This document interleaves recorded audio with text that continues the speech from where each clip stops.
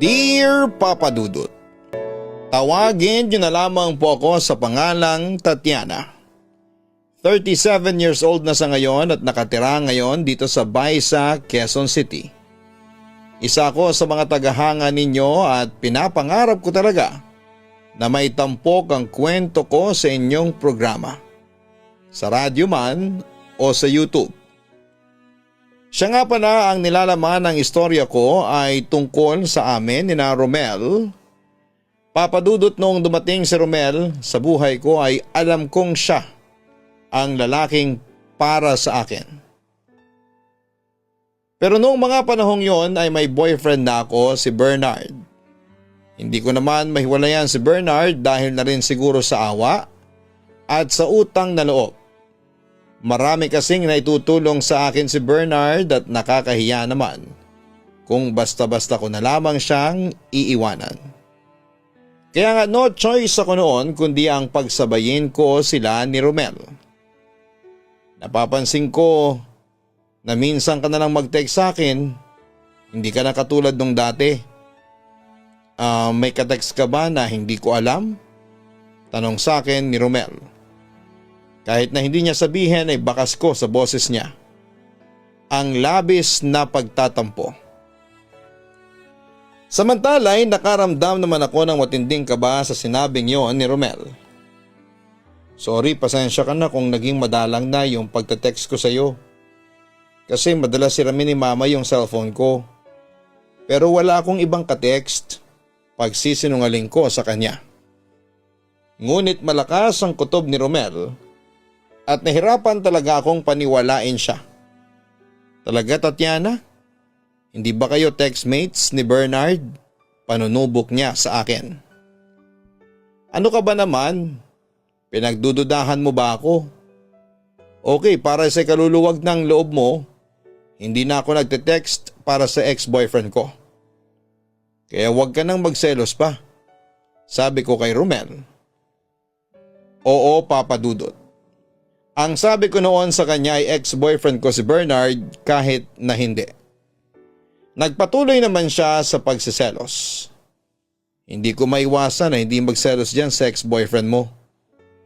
Hindi sa insecure ako pero hindi ko maiwasan ang maasar at magalit.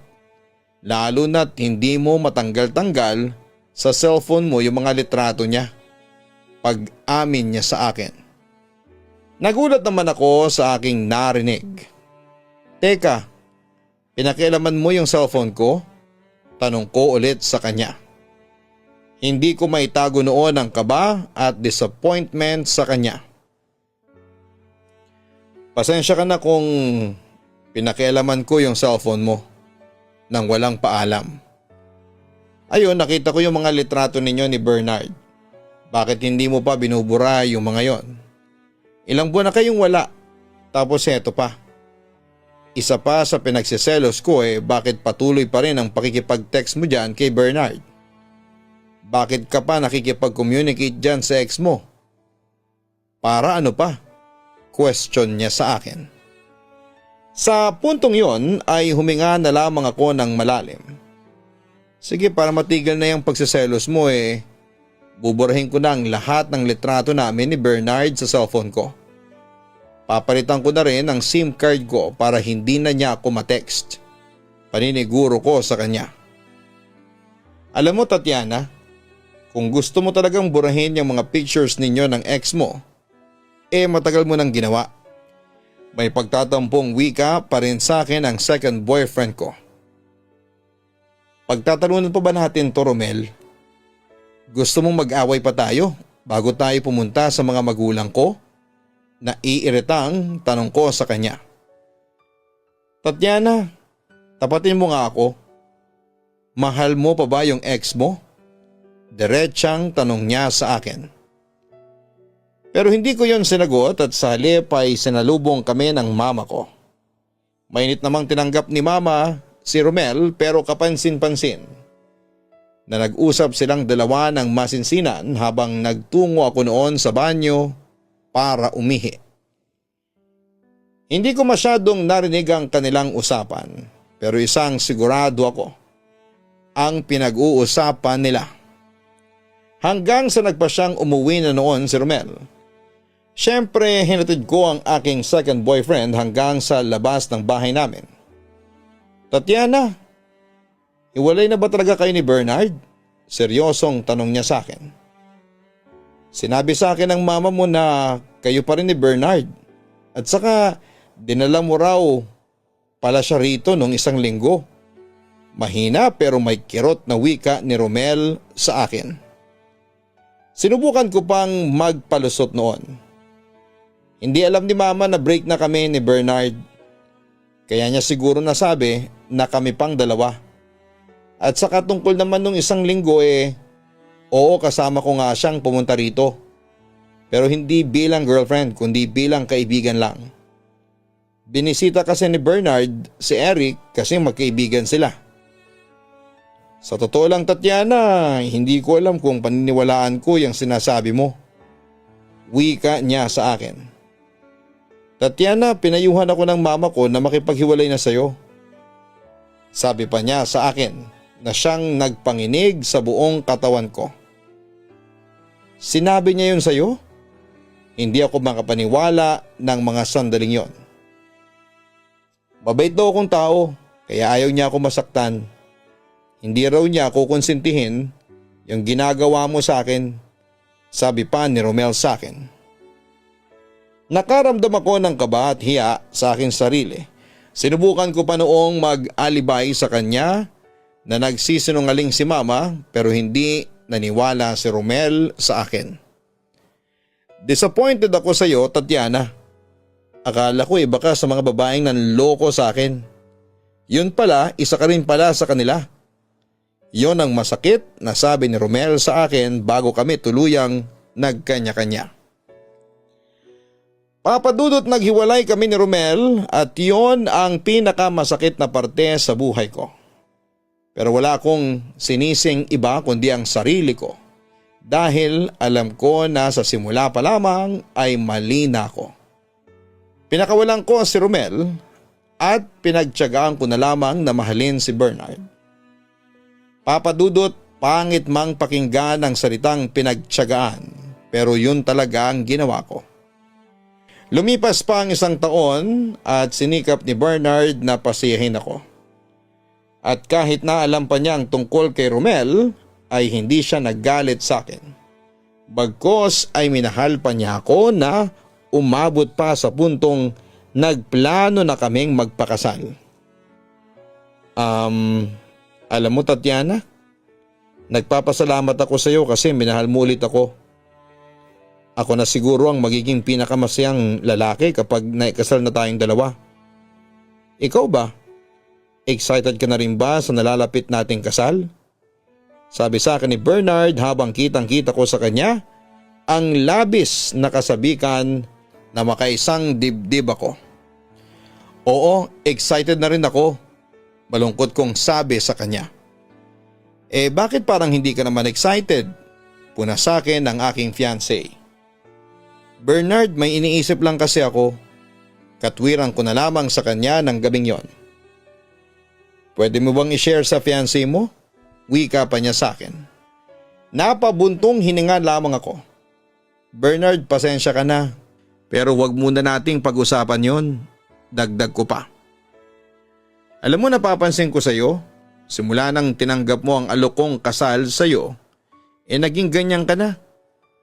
Tatiana, tapatin mo nga ako. Sigurado ka na ba talaga na gusto mong maikasal sa akin? Seryosong tanong ni Bernard sa akin.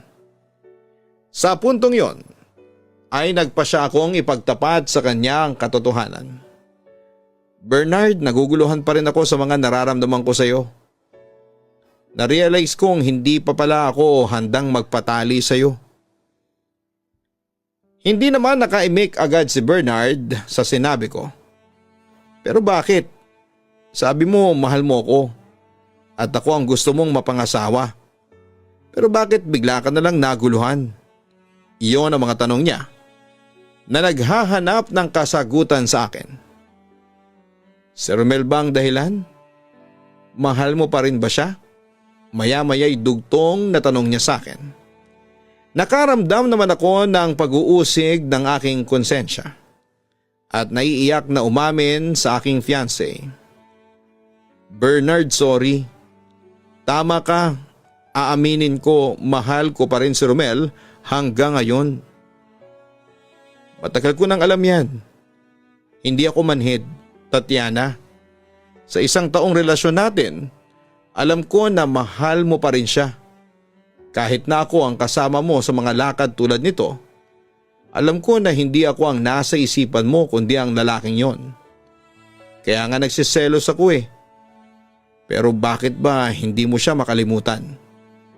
Ano bang meron sa kanya na wala sa akin?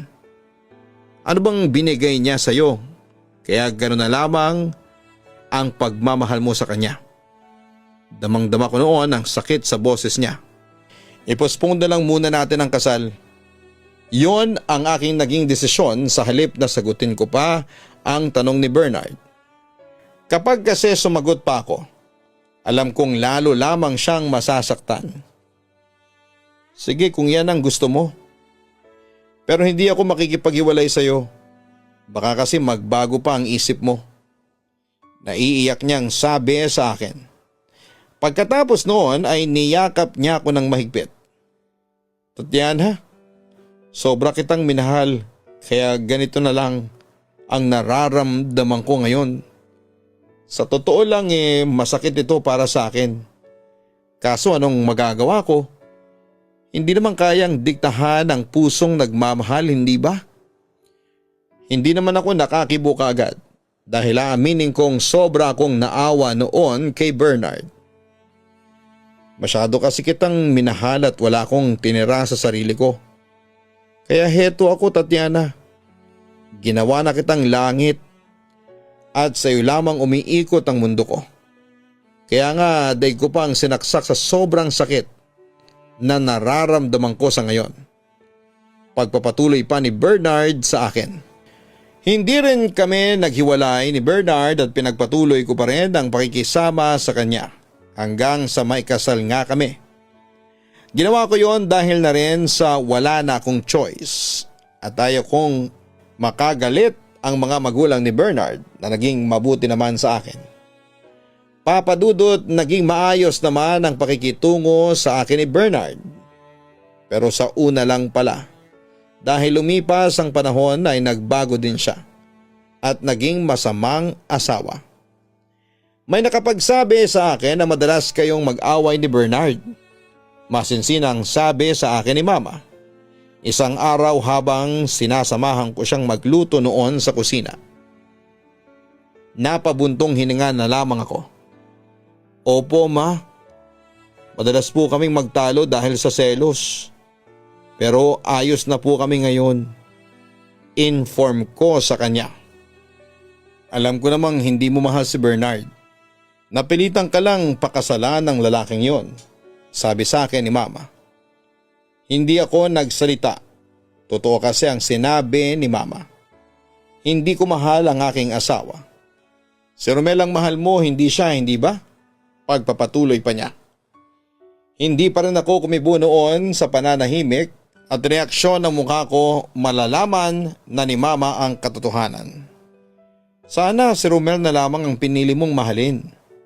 Sa totoo lang ay ayaw ko kay Bernard para sa iyo. Pero wala kaming nagawa ng tatay mo kasi mapilit ka.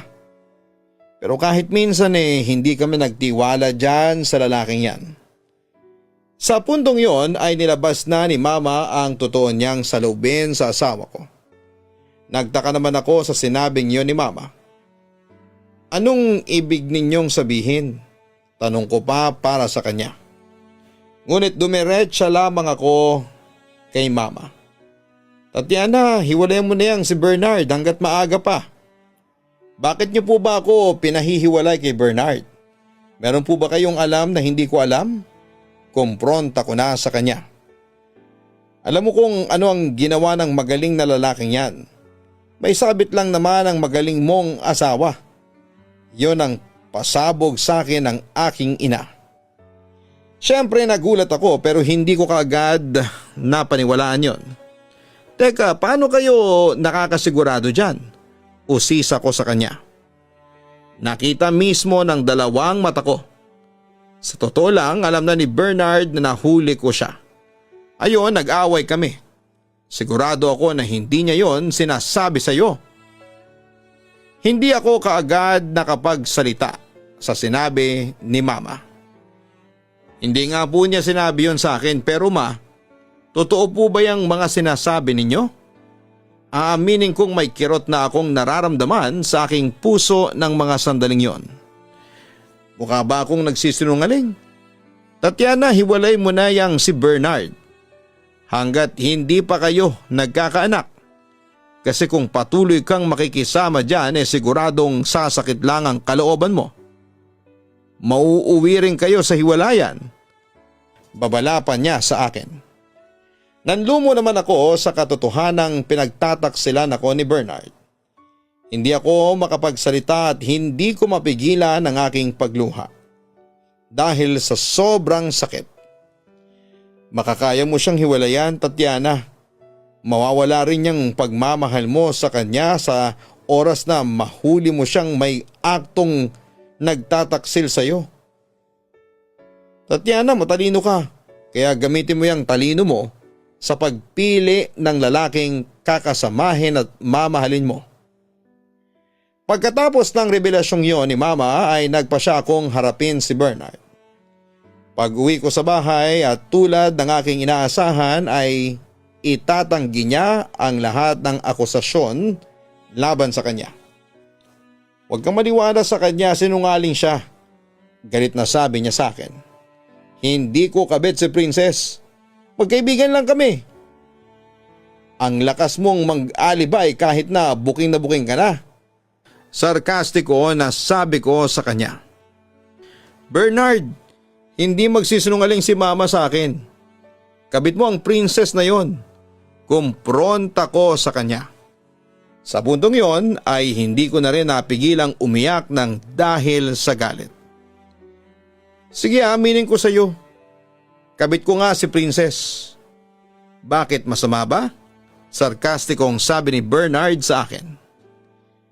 Nagulat at nanlaki ang aking mga mata sa pag-amin niya sa akin.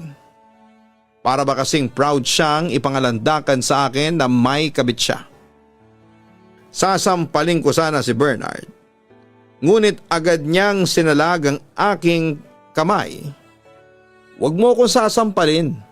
Bago mo ako saktan, isipin mo muna kung ano yung pagkukulang mo sa akin. Alam mo, Tatiana, hindi naman ako manlalamig sa iyo kung hindi mo rin kagagawan. Hindi ako mangangabit kung ako lang ang mahal mo.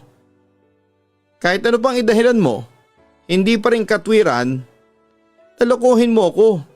Naibulalas ko sa kanya sa sobrang galit. Bakit ikaw? Pinigilan ba kitang mahalin mo si Romel? Hindi naman, hindi ba? Balik niya sa akin. Tatiana, alam ko na mahal mo pa rin ang lalaking yon. Hanggang ngayon, masakit yon sa akin pero tiniis ko ang lahat. Kaya ako naghahanap ng pagmamahal sa iba.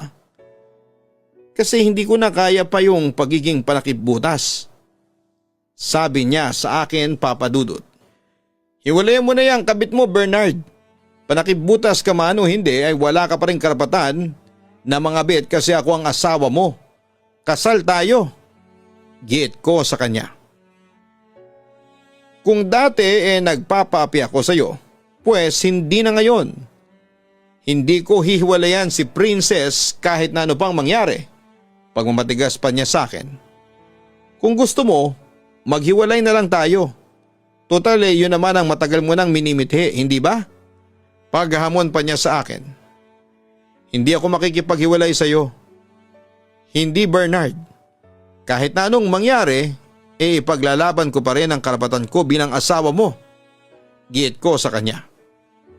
Papa Dudut, aaminin kong kasalanan ko ang lahat. Kaya naging ganon si Bernard dahil sa patuloy pa rin ang panlalamig ko sa kanya. Dahil nga si Romel ang mahal ko. Pero sa kabilang banda, ilang taon na kaming walang komunikasyon ni Romel. Kaya nag-decide na lamang ako na kalimutan ang kahibangan ko kay Romel. Samantala, ewan ko ba kung bakit ng mga panahong yon ay pinaglaban ko pa ang karapatan ko kay Bernard. Bilang asawa niya kahit na hindi ko naman siya lubos na mahal. Siguro'y dahil sa pera, oo pangit mang pakinggan pero marami kasi kaming naipundar ni Bernard kaya ayaw kong mawala lang yon ng dahil lamang sa isang kabit. Kaya nga papadudot isang palabang asawa ang humadlang sa kanila at ipinaglaban ko kung ano ang alam kong pag-aari ko. Papadudot hindi nagtagumpay ang kabit ni Bernard sa pagkamal ng mga ari-arian namin ng asawa ko. Pero sa kabila ng paglaban ko ay hindi ko na hinangad pa ang pagmamahal sa akin ng asawa ko. Hinayaan ko na lamang si Bernard basta huwag lang siyang lulustay ng pera para lamang sa babae. Samantala isang araw ay naisipan kong isearch si Romel sa Facebook at yun nga nakita ko siya. Doon ay hindi ako nagdalawang isip na makipag-chat sa kanya. At doon na nagsimula ang komunikasyon namin na nauwi sa madalas naming pagkikita. Hanggang sa isang araw, isang pag-amin ang aking ginawa. Mahal pa rin kita, Romel, pag-amin ko sa kanya. Nagulat siya sa aking sinabi. Pero paano na si Bernard? Kasal kayong dalawa. Pag-aalala niya. Aaminin ko sa iyo na mas mahal kita kaysa sa asawa ko. Ang totoo nga niyan ay hindi ko naman minahal si Bernard pagtatapat ko pa sa kanya. Ikaw, huwag mong sabihin sa akin na lilipas na ang nararamdaman ko para sa iyo. Panunubo ko sa kanya. Sige, aminin ko na mahal din kita. Kaso'y nagdadalawang isip ako kung pupursigihin ko ba itong nararamdaman ko para sa iyo. At ayaw mo na ba ang dahilan? Sabi niya sa akin. Ayaw kong manira ng pamilya. Ayaw kong maging dahilan para magkahiwalay kayo ng asawa mo. Ayaw ko na ako pa ang maging dahilan ng malaking problema mo sa buhay. Sabi pa niya sa akin. Pero Romel, kung pipigilan natin magdurusa lang tayo. Insist ko sa kanya. Hindi ko kailanman minahal ang asawa ko, Romel. Kung ganon, sana hindi mo na lang siya pinakasalan. May bakas ng panghihinayang ang boses ni Romel nang sabihin niya yon sa akin. Parang hindi ko siya pakakasalan iniwan mo ko noon, Romel. Sobra akong nasaktan sa ginawa mo sa akin. Nakipaghiwalay ka sa akin nang hindi man lang inaalam ang totoo. Paalala ko sa kanya. Oo, maaring pinagsabay ko kayo ni Bernard noon. Pero ikaw ang nakatakda ko sanang piliin noon. Kaso iniwan mo ko Kaya naging panakibutas ko na lamang si Bernard. Ang sabi ko pa sa kanya. At ako pa ngayon ang pinapalabas mong may kasalanan? Umiling ako bilang sagot sa kanya. Hindi sa ganun, Romel. Maaaring nagkamali ako pero dati ko na yung pinagsisihan. Bigyan mo naman sana ako ng isa pang chance. Pakiusap. Yun ang sabi ko sa kanya para lamang kumbinsihin siyang ipaglaban ang pagmamahalan naming dalawa. Papadudot, pinaglaban ko ang pagmamahal ko kay Romel pero nabigo ako dahil ayaw talaga ni Romel. Pero sa kabila noon ay hindi ako nawala ng pag-asa at patuloy ko siyang kinulit. Yun nga lang ay kasabay din noon ang panggugulo sa kanya ng asawa ko. Kaya hindi makuhang makipaglaban sa akin ni Romel dahil siguro sa takot na ma-involve sa kaguluhan. Samantala isang araw ay isang desisyon na ang ginawa ko natatapos ng lahat. Bakit ka ba ganyan kung makatrato sa akin ha, Tatiana? Parang hindi mo ko asawa ha. Sabi sa akin ni Bernard nang minsan kumprontahin namin ang isa't isa dahil sa pananakit na ginawa ng asawa ko kay Romel. Sana hindi na lang kita pinakasalan. May pagsisising sabi ko sa kanya. Sa puntong yon ay umiyak na sa harapan ko si Bernard. Sana nga hindi mo na lang ako pinakasalan. Kung ganito lang pala ang aabutin ko sa'yo. Sana hindi mo na lang ako nakilala. Napakasama mo, Tatiana. Bakit? Anong meron ba sa Romel na yan na wala sa akin? Binigay ko naman sa iyo ang lahat eh. Nagpakabuti akong asawa sa iyo, minahal kita. Hindi pa ba sapat yun para mahalin mo rin ako? Maawa ka na sa mga sarili natin. Palayain na natin ang isa't isa, ang sabi ko sa kanya. Ngunit nagmatigas pa rin si Bernard. Sige, pagpatuloy mo yang pangangabit mo, pero sinasabi ko sa iyo, Tatiana, gagawin kong miserable ang buhay ninyo ni Romel. Hindi ko kayo titigilan. Pagbabanta pa niya sa akin. Sige, gawin mo. Hindi ako natatakot sa iyo. Paghahamon ko pa sa kanya. Nang tangka ko siyang lalayasan ay agad niyang hinawakan ang mahigpit ng aking braso. Siyempre, nagpapalag ako noon. Kung aalis ka, mag-iiskandalo ako. Ilalabas ko ang mga baho mo. Pagbabanta niya ulit sa akin. Di ilabas mo.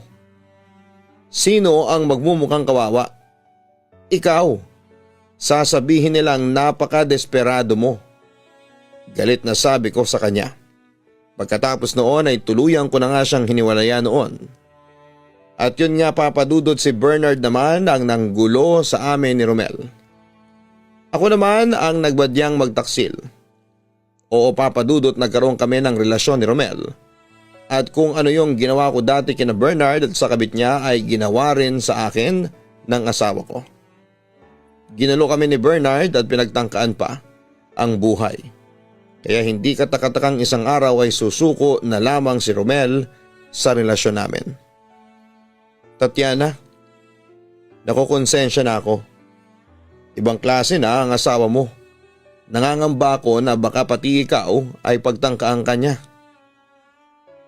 Hindi kakayanin ang konsensya ko na may mangyari sa iyong masama. Tatiana, mahal na mahal kita, kaya ayaw kitang mapahamak. Kaya nga nakapagdesisyon ako.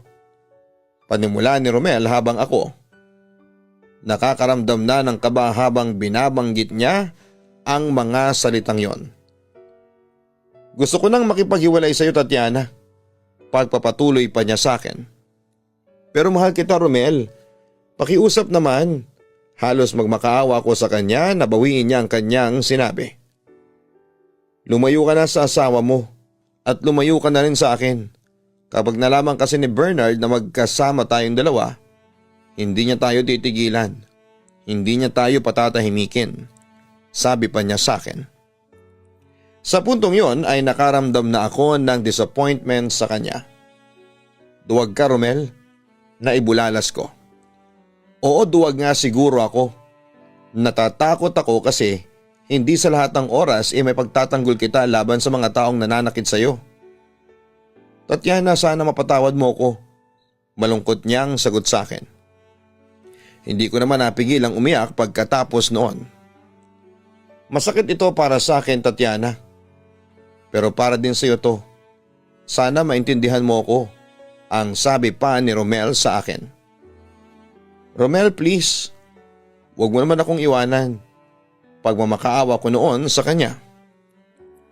Ayusin na muna natin ang mga gusot sa buhay natin. Kapag ayos na, saka natin ipagpatuloy ang lahat. Final na ang desisyon ni Romel noon, papadudot. Sabihin mo na kasi kung hindi mo na ako mahal. Hindi yung puro ka palusot. Ano? Kasi kung talagang mahal mo ko, magkasama tayong lalayo sa asawa ko. Iisang tao lang si Bernard. Kaya natin siyang labanan. Kaya hindi katwiran na natatakot ka para sa seguridad ko. Mas magiging ligtas tayo kung magkasama tayong dalawa. Katwiran ko sa kanya. Tatiana, nagugulahan na kasi ako. Kaya ako gustong lumayo muna para pag-isipan tong mga nararamdaman ko. Pag-amin niya sa akin. Yan ang hirap sa'yo, paasa ka. Hindi mo na lang ako diretsahin. Hindi mo na ako mahal. Ang sabi ko sa kanya habang nagtataas ako ng boses. Hindi na ako sigurado kung mahal pa rin kita. I'm sorry. Yun ang sabihin mo, hindi yung puro alibay ka pa. Sige, kung yan ang gusto mo, maghiwalay na tayo. Akala ko pa naman, Romel, paglalaban mo ko. Nagkamali ako. Nagsayang lang ako ng panahon sa'yo. Galit na sabi ko noon kay Romel. Pagkatapos noon ay nagpa siya na akong palayain siya. Papadudot yun na ang simula para kalimutan ko na si Romel, kaya tinanggap ko na lamang ang lahat. Hindi na siya nagpakita pa sa akin pagkatapos noon. Samantala ay hindi ko na rin binalikan pa si Bernard at tuluyan na kaming naghiwalay. Sa ngayon ay nasa bahay ako ng mga magulang ko dito sa Baisa. Balungkot pa rin ako dahil hindi pa lubusang naghihilom ang mga sugat ko. Pero alam ko na darating din ang araw na makakalimutan ko ang lahat at gagaling din ako. Papadudot, neto lamang ang may babahagi ko sa inyo sa ngayon at sana'y mabasa nyo ito. Muli, thank you and God bless sa inyong lahat. Lubos na nagpapasalamat, Tatiana. Una sa lahat, Tatiana, ay ayaw ka man naming sisihin pero ikaw rin ang may kagagawan kaya nangyari ito. Tayong mga tao ang gumagawa ng tadhana natin. Namangka ka sa dalawang ilog. Pinagaruan mo ang mga damdamin ni na Bernard at Romel. Sa uli natikman mo ang resulta ng iyong pangangaliwa. Oo, maaaring naiintindihan ka namin na nalilito ka noon kung sino sa dalawa ang tunay mong mahal. Ngunit hindi pa rin sapat na dahilan yon para mangaliwa ka at paglaruan ang kanilang damdamin. Later on, na-realize mo na mas mahal mo pala si Romel. Kung ganoon ay bakit nagpakasal ka pa kay Bernard? Oo, naawa ka sa kanya pero ibang usapan na ang kasal. Isa yung panghabang buhay na commitment. Kung hindi ka handa sa ganong klaseng responsibilidad o kung hindi ka siguradong mahal mo siya ay huwag kang magpakasal sa kanya. Ang matrimonyo ay isinasagawa ng taong nagmamahalan. Hindi ng taong kinakaawaan ng isa't isa. Hindi charity ang pagpapakasal. Pero nangyari na ang mga yan, ang mahalaga ay na-realize mo ang iyong pagkakamali. Huwag kang mag-alala. Darating din ang panahon na makaka-move on ka rin. Basta isaisip mo lang palagi na kailangan mong tanggapin ang katotohanan, masakit man yon o hindi. Isa sa mga pangarap ko ang marinig ang istorya ko ng pag-ibig sa Papa Dudut Stories kaya heto ako. Hindi nagdalawang isip na sumulat sa iyo. Ewan ko ba pero gusto ko talagang i-share ang love story namin ng special someone ko sa inyong mga tagapakinig na bagamat maraming pagsubok ang dumating sa amin ay masasabi naming masaya ang kinahinatnan. Siya nga pala, ako si Irma, nasa late 30s na sa ngayon. Isang negosyante pero devoted wife. Papadudot, nagsimula ang kwentong pag-ibig ko nang makilala ko si Kellyn. Maraming taon na ang nakakalipas. Magkaibang university ang pinanggalingan namin pero nagtagpo kami noon nang maglaban ang university namin sa intercollegiate debate. Nagkataong magkalaban kami noon. Yun nga lang ay natalo ang university namin dahil sadyang magaling sa debate si Kellyn. Meron ding mga unexpected na pangyayari ang naganap kung saan ay nagbigay daan para maging close kami ni Kellyn. Papadudot mula sa isang mayamang angka ng mga Chinese businessman si Kellyn. Pero hindi yun naging hadlang para maging close kaming dalawa. Mababait sa akin ang mga magulang ni Kellyn at lalo pa nila akong nagustuhan. Dahil magaling daw akong humawak ng pera at saka madalas nilang sabihin sa akin na mukhang swerte daw ako sa negosyo. Samantala ay nagpatuloy ang pagkakaibigan namin ni Kellyn hanggang sa mauwi sa developan. Ang lahat papadudot. Isang gabi habang nag-aabang ako ng masasakyan ay may humintong kotse sa aking harapan. At nagulat ako nang makita kong si Kellyn ang nagmamaneho. Agad siyang nag-offer sa akin na ihahatid niya ako sa aking bahay. At dahil nga gabi na at wala na akong masakyan ay agad ko nang pinatulan ang alok niya. Ang ganda naman ng kotse mo.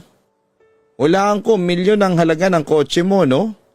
Mangakong sabi sa kanya habang binubusisi ang ilang features ng kanyang luxury car. Well, iba na talaga ang anak mayaman.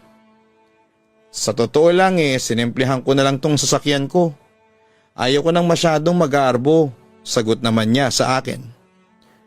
Nga pala, nabalitaan ko na binili ka raw ng papa mo ng condo unit sa Makati. Minsan naman isama mo naman ako dun sa condo mo. Excited kong wika sa kanya. Oo ba, once na matapos lang ang pag-aayos ng condo ko ay isasama kita ron. Maglalaro tayo ng computer games doon, sabi pa niya sa akin.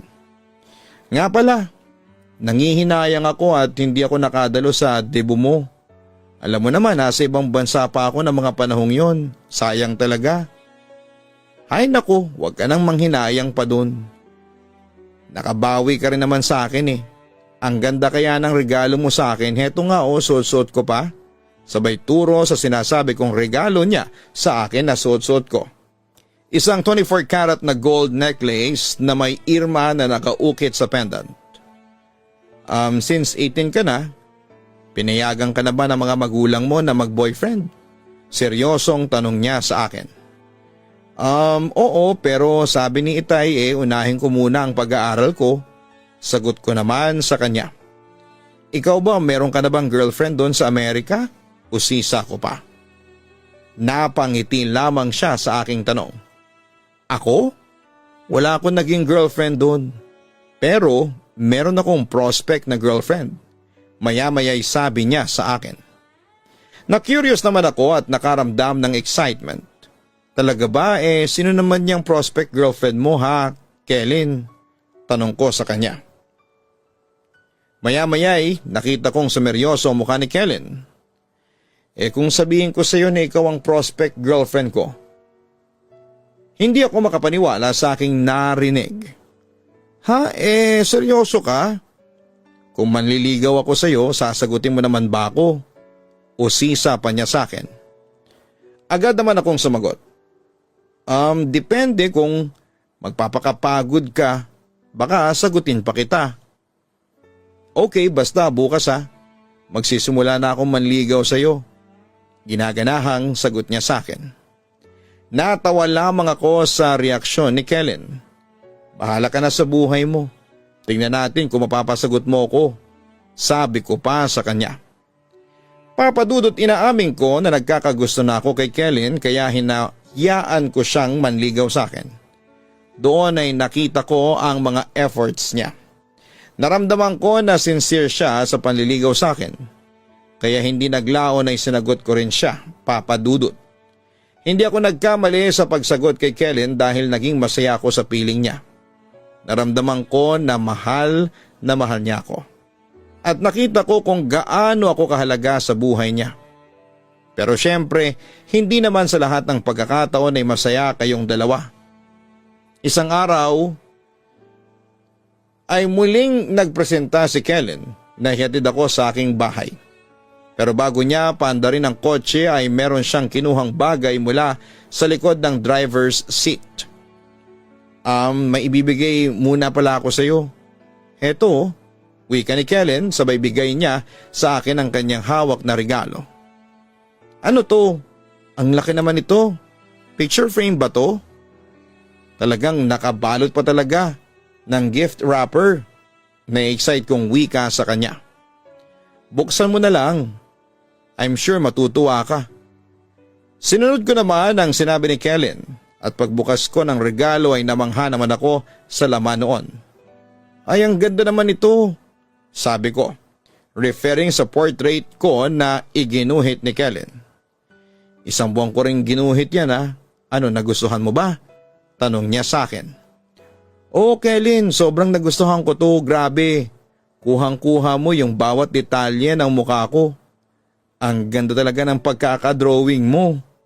Sobra. Amazed na amazed kong sagot sa kanya. Speechless talaga ako sa talent mo, Kellen. Alam mo sana, nag-fine arts ka na lang. Suggestion ko pa sa kanya. Fine arts talaga ang gusto kong kuning kurso kaso Sina mama at papa pinipilit akong kumuha ng business management. Kasi di ba nga ako ang kaisa-isang magmamana ng mga negosyo nila. Tugon niya. Pero mukhang ayos naman sa'yo. Obserbasyon ko. Oo naman, naintindihan ko yung mga magulang ko. Kung fine arts ang kukunin ko paano na yung negosyo namin? Sayang din naman yun. At saka masarap ding mag-manage ng sariling negosyo. Biruin mo ikaw ang boss. Dagdag pa niya. May ba tayo? Kumusta naman ang studies mo? Sobrang stress ako lately kasi ang daming projects na dapat tapusin. Ilang gabi na nga ako nagpupuyat Sagot ko. Ikaw napapansin ko sa'yo, mukhang hindi ka stress sa studies mo. Hindi ba nagpapaproject ang school ninyo? Actually, marami din kaming mga projects pero maaga kong ginagawa kaya heto, maaga akong natatapos. Naisubmit ko kaagad bago mag-midterm exam. Kwento naman niya sa akin. Nakaramdam naman ako ng kaunting inggit dahil bukod sa matalino nga si Kellen ay magaling ang kanyang time management. Naku, buti ka pa. Hindi ka nagka-cramming. Irma, since tapos naman ang midterm exam ninyo, what if kung tulungan na kita dyan sa mga projects mo? Ilang beses ko na kasing nagvo-volunteer kaso ayaw mo. Mungkahin niya sa akin. Hindi naman sa ayaw ko pero nakakahiya kasi. Ayaw ko namang samantalahin ng boyfriend ko Nahihiya akong katwiran sa kanya.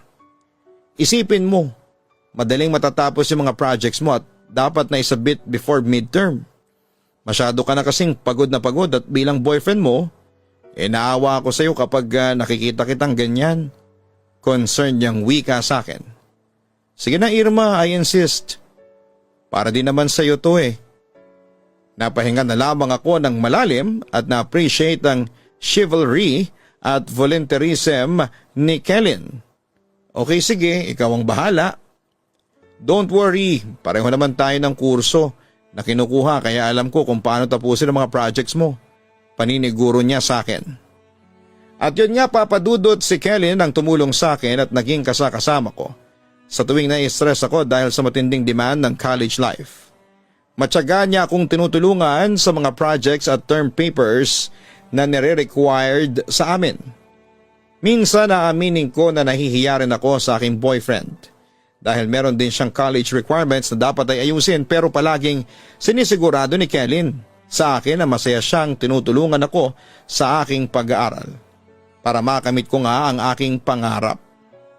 Ngunit papadudot, dumating din sa punto na kailangan kong harapin ang katotohanan na hindi lang ako ang may pangarap na makapagtapos ng pag-aaral, na kailangan din niyang asikasuhin ang kanyang sariling buhay.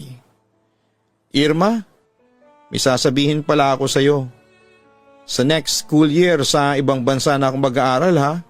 Inform niya sa akin isang araw habang namamasyal kami noon sa isang park. Siyempre sobra akong nalungkot nung narinig ko yon. Paano na tayo?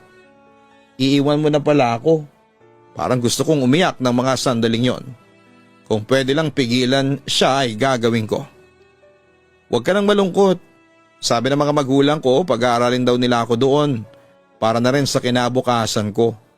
Sa totoo lang tutol ako kasi mawawalay ako sa iyo kaso wala akong magagawa. Paliwanag niya sa akin. Hindi ko naman napigilang umiyak sa harapan niya. Irma please. Huwag ka nang umiyak. Pag-aalo niya sa akin. Hindi naman ako mawawala ng communication sa iyo. At saka makakasigurado ka sa akin na kahit na doon ako mag-aral babalikan kita. Hindi kita ipagpapalit sa kahit na kanino. Ikaw lang ang mahal ko Irma. Paniniguro niya sa akin.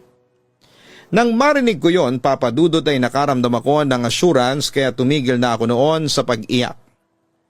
May papangako mo ba sa akin na hihintayin mo ko? Kasi ako nangangako ako sa iyo na babalikan kita pagkatapos lang ng pag-aaral ko doon. Aniya. Tumango naman ako bilang sagot sa kanya. Oo, nangangako ako na hihintayin kita hanggang sa pagbabalik mo. Muling nagpatuloy si Kellen para ingkampante ako. Basta isipin mo lang ha. Para din sa kinabukasan natin ito, ang pag-aaral ko sa ibang bansa. Pagbubutihin ko ang pag-aaral ko doon para kapag nagpakasal na tayo maganda na ang buhay na maibibigay ko sa iyo. Yun ang pangakong binitawan niya sa akin. Papadudot, doon ay hindi ko maiwasang malungkot, lalo na nang tumuloy si Kellen sa Amerika para mag-aral. Simula noon ay hindi ko na naiwasan ang umiyak, lalo na kapag nami-miss ko ang aking boyfriend. Pero kahit na nasa ibang bansa at busy sa kanyang pag-aaral ay ipinakita pa rin sa akin ni Kellen na mahalaga ako sa kanya. Madalas ang communication naming dalawa sa internet, lalo na sa mga social networking sites. Madalas din niya akong tawagan ng long distance at hindi niya alintana na malaki ang binabayaran niya sa pagtawag kasi ang importante lamang sa kanya ay makausap ako. Papadudot, for 5 years ay ganoon ang naging takbo ng relasyon namin. Na kahit long distance ang relasyon namin ay masaya pa rin kami. Hindi namin namalayan ang takbo ng panahon. Samantala isang araw sa ospital kung saan ay nagpapacheck up ako ay hindi ko akalain na isa palang sorpresa ang bubulaga sa akin. Irma, tawag sa akin ng boses ng isang lalaki. Paglingon ko ay laking tuwa ko na si Kellen ang aking nakita. Kellen, umuwi ka na pala? Bakit hindi mo agad sinabi sa akin? Natutuwa at halos naiiyak kong sabi ng sandaling yon. Saka anong ginagawa mo rito sa ospital? Tanong ko pa sa kanya. May binisita lang ako, ikaw? Nagpapamamogram ako nananakit kasi itong dibdib ko. Baka kasi magkaroon ako ng breast cancer since nasa lahi namin yun. Eto buti naman at nag-negative ako, paliwanag ko pa sa kanya. Mabuti naman kung ganun, tila pagod at malungkot niyang wika sa akin. Pero Kellen, bakit hindi mo naman sinabi sa akin na uuwi ka na? Sana man lang ay nasundo kita sa airport. At saka kung hindi tayo nagkita dito akalain ko na nasa Amerika ka pa. Wika ko sa kanya na may kaunting pagtatampo. Pasensya na Irma. Gusto lang sana kitang sorpresahin. Paliwanag niya sa akin. Ngunit ang hindi alam ni Kellen ay noobserbahan ko na siya. Simula nung kaninang magkaharap kami. At may napansin akong kakaiba sa kanyang itsura at kilos. Ayos ka lang ba Kellen? Concerned na tanong ko sa kanya. Mabilis namang nagpaliwanag sa akin si Kellen. Ayos lang ako.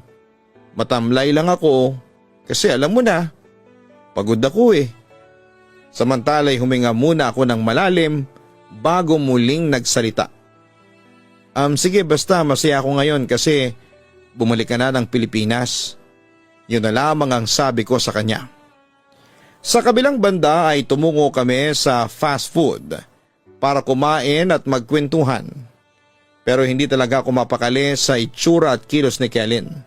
Kaya muli ko siyang tinanong Papadudot. Kellen, for 5 years, ang daming pinagbago ng itsura mo. Panimula ko sa kanya. Huwag kang magagalit ha Kellen, pero sa payat mong yan iisipin ko may sakit ka. Obserbasyon ko sa kanya. Na agad naman niyang tinanggi. Naku Irma, wala akong sakit. Diet lang talaga ako ngayon. Insist niya sa akin para hindi na ako mag-alala sa kanya. Talaga? At that point, Papadudot ay nakaramdam ako ng kaba. Kutob ko kasi may inililihim sa akin ang aking boyfriend. Ikaw rin naman malaki ang pinagbago mo. Mas lalo kang gumanda, puri niya sa akin. Para mabago ang malungkot at nag-aalala kong mood. Napangiti naman ako sa kanyang sinabi. Ikaw talaga, binobola mo naman ako.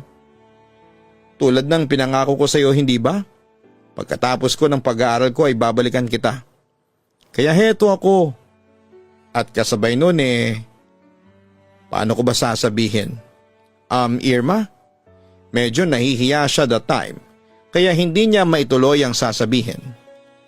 O kaya mo yan, dali, sabihin mo na. pag-cheer ko sa kanya. What if magpakasal tayong dalawa? Hindi ba sa chat pa lang natin noon sinasabi ko na sa'yo na pag uwi ko magpapakasal na tayong dalawa? So ano? Tanong niya sa akin. Nag-isip-isip ako sandali at pagkatapos sa isang desisyon ang aking ginawa. Why not? Total naman pareho tayong nakatapos at stable na rin tayong pareho. So tinatanggap mo ba ako bilang asawa mo? Oo naman, Kellen. I love you at kumpiyansa ako na ikaw ang lalaking gusto kong makasama sa panghabang buhay, sagot ko sa kanya. Salamat, Irma. Sana bago matapos ang taon na ito magpakasal na tayong dalawa. Pagkatapos noon ay nanaig ang katahimikan sa amin ni Kellen sa loob ng ilang minuto. Mamayang kaunti muli siyang nagsalita, Papa Dudut. Pero sa pagkakataong yon ay nagtutunog cryptic yon. Irma, basta palagi mong tatandaan ha, na kahit na anong mangyari ikaw at ikaw lang ang mamahalin ko. Ikaw lang ang gusto kong mapangasawa. Sana bigyan ako ng Diyos ng mahabang buhay para makasama pa kita. Bakit naman ganyan ang mga pananalita mo? Concern kong tanong sa kanya. Pero as expected ay hindi niya yon sinagot at iniba niya ang usapan. Sasabihin ko na kina Mama at Papa na nagpaplano na tayong magpakasal para naman mapagplanuhang maigi yung pamamanhikan ko sa mga magulang mo, aniya. Pagkatapos noon ay nanaig na ang katahimikan sa amin hanggang sa pag-uwi namin. Papa Dudut, labis ang pasalamat ko noon sa Diyos kasi umuwi ng ligtas si Kellen ng Pilipinas. Nagpapasalamat din ako noon kasi kahit na magkalayo kaming dalawa ay nanatili siyang faithful sa akin at mahal na mahal pa rin niya ako. Papa Dudut, simula noong umuwi siya ay walang araw at gabi kaming naging malungkot. Lahat ay masasaya. Agad din naming pinagplanuhan ang aming kasal at sa puntong yon ay alam ko na kami talaga ang tinadhana ni Kellen. Siya na ang lalaking mapapangasawa ko at makakasama ko sa panghabang buhay. Papa Dudut, habang pinaplano ang kasal namin ni Kellen ay wala namang kaming naging problema. Naging maganda ang daloy at parang umaayon talaga sa amin ang tadhana.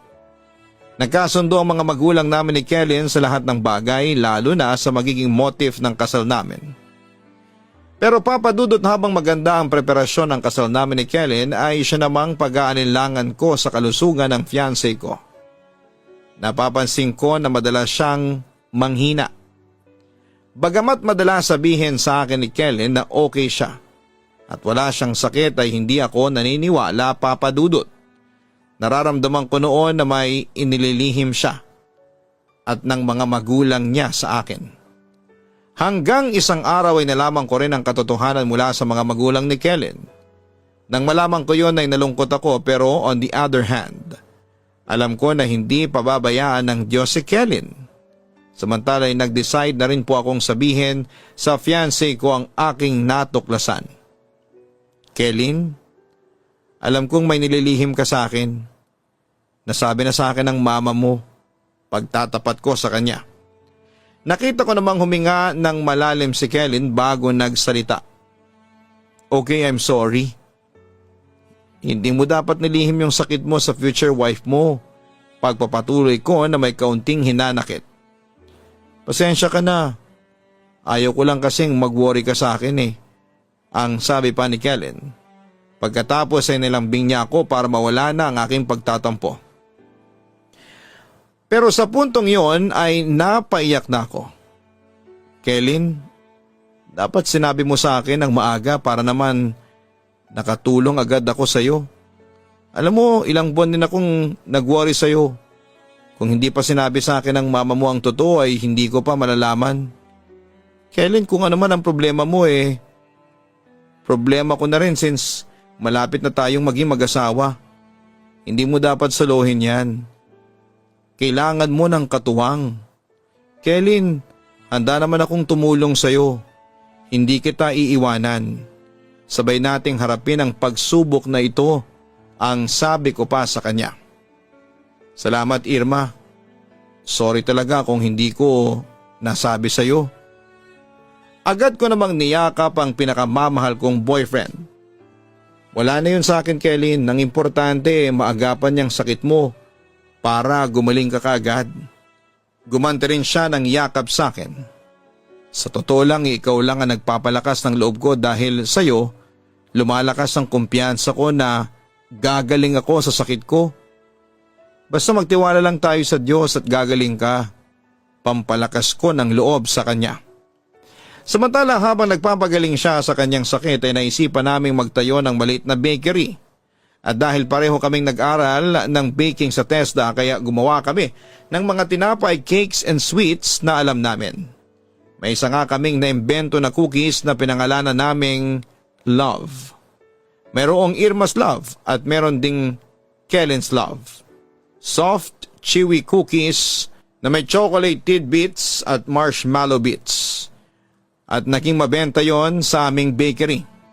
Samantala simula nung malaman ko ang tunay, nakalagayan ni Kellen ay hindi na ako umalis pa sa tabi niya. Lalo ko siyang inalagaan at minahal. Naroon ako palagi sa mga oras na kailangan niya ako.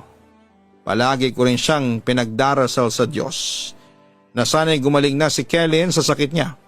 At kahit na may sakit siya ay hindi ko kinakita ng lungkot si Kellen. Na siya namang nagpalakas at nagbigay ng pag-asa sa akin. O kumusta na ang baby ko? Tanong ko sa kanya habang nakakonfine siya noon sa ospital habang naghihintay ng kanyang operasyon. Eto ayos na ako, dumating ka na kasi. Despite of his condition ay masayang masaya pa rin ang aking fiancé. Kumain ka na ba? Tanong ko sa kanya. Pagkatapos ay ipinakita ko sa kanya mga dala kong pagkain. Meron kasi akong dala mga pagkain, especially mga sariwang prutas. Heto ilalapag ko lang dito sa mesa. Hindi pa, sagot niya sa akin. Anong gusto mo ritong prutas? Meron ako ditong mansanas, grapes, oranges, mangga, chiko. Pag-inform ko sa kanya. Gusto ko yung mansanas, pero gusto kong subuan mo ko, nakangiting wika niya sa akin. Naku ha, sige na nga. Kung hindi lang kita baby. Teka, nasa na ba yung panghiwa? Heto. Pagkakita ko sa maliit na plastic knife ay agad kong hiniwa ang mga mansanas at pinakain ko sa kanya. Salamat love ha, tuwang-tuwa niyang sabi sa akin. Kellen, ginagawa ko ang lahat ng ito para lumakas ka. Kaya sana naman ay magpalakas ka ha. Para hindi na ako sobrang mag-alala sa iyo. Pakiusap ko naman sa kanya. Bakit? Hindi pa ba ako malakas sa lagay na ito? O tingnan mo, malakas na malakas ako. Napangiti lamang ako sa kinikilos niya. Ang cute kasi niyang tingnan. Kung malakas ka hindi ka na narito sa ospital no? Hay naku love naman, please magpalakas ka na. Para sa araw ng kasal natin magaling ka na. Ang sabi ko sa kanya. Oo naman love, I promise. Malambing niyang wika sa akin. Ipinagpatuloy ko ang pagsusubo ko sa kanya ng mga hiniwa kong mansanas hanggang sa may pumasok sa aking isipan. Ano kaya kung ako na lang yung maging kidney donor mo? Suggestion ko sa kanya. Irma, huwag. Kasi ayaw kong pati ikaw ay manghina rin. Alam mo ba, once na mayroong matanggal na organ sa katawan mo hindi na magiging normal ang takbo ng katawan mo. Naroon ang possibility na manghina ka. Ayaw ko noon. Huwag kang mag-alala at malakas ang kumpiyansa ko na makakahanap ako ng donor. Paliwanag niya sa akin. Pero in fairness Kellen hindi halata sa iyo na kailangan mo ng kidney transplant. Kung sa iba kasi yan nangihina na sila. Ngumiti ulit si Kellen sa sinabi ko. Pinipilit kong maging malakas at masigla para hindi mag-alala sa akin ng love ko. Alam mo Irma, isa sa mga nagpapalakas sa akin ay yung pagmamahal ko sa iyo. Sabi pa niya sa akin. Talagang may milagrong hatid ang pag-ibig sa buhay ng tao. Wika ko. Irma, basta pangako ko sa iyo, hindi kita iiwanan. Magpapagaling ako para sa iyo. Ikaw lang ang mamahalin ko kahit na anong mangyari. Yon ang mga salita niya na nagpalakas talaga ng loob ko. Papa Dudut, naging positibo si Kellen sa buhay, mas lalo siyang naging masiyahin at lalo niyang nilakasan ng loob niya. Siguro'y dahil na rin sa ayaw niya akong makitang mag-worry, kaya ganon ang ginawa niya. Agad na naplano ang araw ng operasyon niya. Doon ay ipinakita ko kay Kellen na buwang suporta ng fiancé niya sa kanya. Samantala isang araw bago ang operasyon ay matagumpay na naidaos ang kasal namin. Maraming tawang dumalo mula sa mga kapamilya namin, kamag-anak, kaibigan, mga katrabaho at lahat ng mga taong naging bahagi ng buhay namin. Doon ay mas lalong kinakitaan si Kelly ng lakas ng loob para sa operasyon Papa Dudut.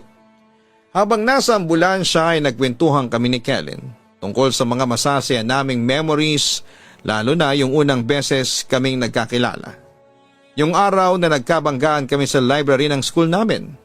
Agad siyang nagsorry sa akin at tinulungang damputin ang mga gamit na nabitawan ko. Pero ang hindi niya alam, na love at first sight ako sa kanya. Kaya kahit na masakit ang katawan ko ay hindi ko nakuhang magreklamo at sa halip ay nagpa-cute pa ako sa kanya. Tawa ng tawa si Kellen nung binalikan ko ang alaala naming yon. Ading na love at first sight din siya sa akin. Irma, sa totoo lang ay kinakabahan ako sa operation ko. Maya-maya ay sabi niya sa akin. Hinawakan ko ang kanyang kamay. Kellen, huwag kang kabahan, ang sabi ko sa kanya para lumakas ang loob niya. Basta kahit na anong mangyari, hindi mababali ang pangako ko sa iyo at sa Diyos na ikaw lamang ang mamahalin ko hanggang kamatayan, pangako niya sa akin. Oo, alam ko Kellen, natutuparin mo yon. Pero isipin mo palagi na naghihintay ang asawa mo sa iyo, kaya lakasan mo ang loob mo, huwag kang bibitaw. Paalala ko sa aking asawa. Hindi ako bibitaw. Ipagdarasal ko sa Diyos bago ako operahan na sana'y bigyan pa niya ako ng mahabang buhay para makasama ka. Kutob ko naman mukhang hindi ako pababayaan ng Diyos. Yun pa ang sabi niya sa akin na siyang nagpalakas lalo ng loob ko. At yun nga Papa Dudut, naging matagumpay ang naging operasyon ni Kellen. Madali siyang nakarecover dahil na rin siguro sa pagmamahal at mga panalangin ko sa kanya. 5 buwan ang lumipas simula nung maoperahan siya ay nagtungo kami ng Hong Kong para ipagpatuloy ang aming honeymoon. And guess what? Doon nabuo ang aming unang supling. Papa Dudut, simula noon ay naging masaya na ang buhay naming mag-asawa. Magkasama kami sa lahat ng pagsubok na dumarating sa buhay namin hanggang ngayon. Papa Dudut, sa kasalukuyan ay 3 na ang anak namin at pinangalanan namin itong Rian, Chrysander at Nordan, kung saan ay pinagsama ang pangalan naming mag-asawa. Nagmamanage na rin kami ng bakery ngayon kung saan may 4 na branches na kami sa Quezon City at San Juan. Papa Dudut, sa ngayon ay wala na akong mahihiling pa dahil nasa akin na ang lahat, magandang buhay, mabait na mga anak at higit sa lahat ay isang mapagmahal na asawa. Papa Dudut, hanggang dito na lamang po ang sulat ko sa iyo. Hopefully mapili po ninyong i-upload sa Papa Dudut YouTube channel ang kwento naming mag-asawa. Anyway, wish ko na sana'y tumagal ang inyong programa and regards na lamang sa iyo at sa mga staff mo. Maraming salamat at mabuhay kayong lahat. Lubos na gumagalang, Irma. Maraming salamat din kay Irma sa pagbabahagi mo ng iyong nakakakilig at masayang kwento sa Papa Dudut Stories. Totoong mahiwagang pag-ibig, no? Kaya nitong baguhin ang isang tao. Kaya niyang palakasin ang taong may sakit. Dahil sa pag-ibig kaya nagkakaroon tayo ng pag-asa para lumaban. Dahil ayaw nating mawalay sa ating minamahal. Ang kwento nila Irma at Kellen ang magpapatunay na love heals. At nakita naman natin kung gaano na sila kasaya ngayon kasama ang 3 nilang mga supling. Isa na ngayon silang masaya at masaganang pamilya. At mga ka-online na nakikinig ngayon, huwag tayong panghinaan ng loob lalo na't kasama natin ang mga mahal natin sa buhay. Kung may pagsubok man sa iyong buhay, huwag matakot na lumaban ha dahil bawat araw nakasama mo ang iyong asawa at mga anak ay isang biyayang dapat mong ingatan. Muli, God bless sa inyong lahat.